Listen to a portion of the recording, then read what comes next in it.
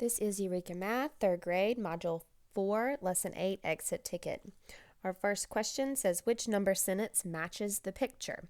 So in the picture, you don't have the yellow lines, okay? I just drew the yellow lines to show you the square inches. So if I erase these yellow lines, you can see that in the picture there is no lines, and it doesn't matter because they're still there. You just can't see them, okay?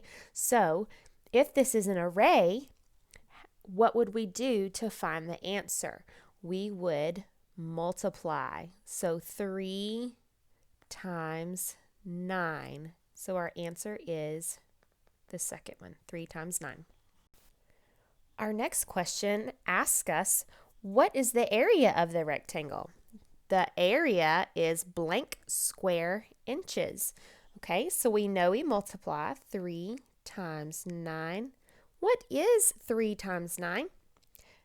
The answer is 27. So the area of this rectangle is 27 square inches. So if you were to draw all the lines out to have 3 rows and 9 columns, there would be 27 squares. Question number 4 says, which number sentences make the picture? Okay, so we know the total area is 54.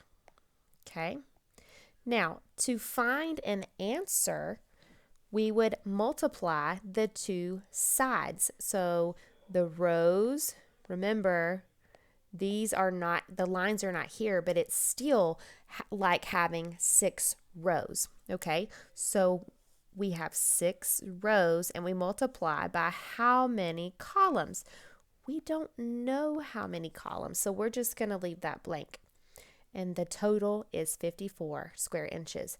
So what number sentence matches this picture? That would be 6 times blank equals 54.